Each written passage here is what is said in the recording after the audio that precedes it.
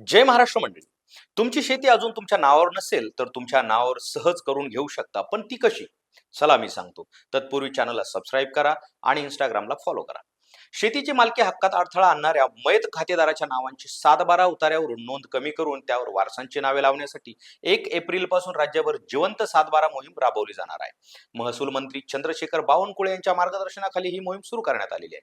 वारसा नोंदणी प्रक्रियेमध्ये दिरंगाई होत असल्याने शेतकऱ्यांना मोठ्या अडचणींना सामोरं जावं लागते. अनेक वेळा मृत खातेदारांच्या नावावरची जमीन तशीच राहते, त्यामुळे त्यांच्या वारसांना मालकी हक्क मिळवण्यासाठी कोर्टाची पायरी चढावी लागते.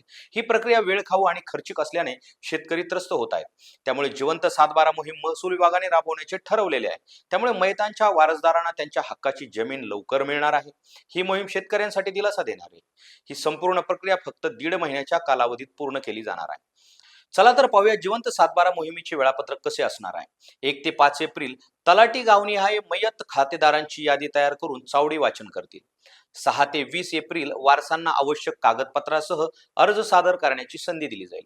21 एप्रिल ते 10 मे ई फेरफार प्रणालीद्वारे 7/12 वारसांची अधिकृत नोंदणी केली जाईल.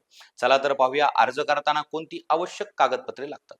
मृत्यू दाखला, रहिवाशी पुरावा, वारस प्रमाणपत्र किंवा स्वयंघोषणा प्रतिज्ञापत्र, पोलीस पाटील, सरपंच किंवा ग्रामसेवक यांचा दाखला, सर्व वारसांची माहिती, नाव, वय, पत्ता, मोबाईल क्रमांक.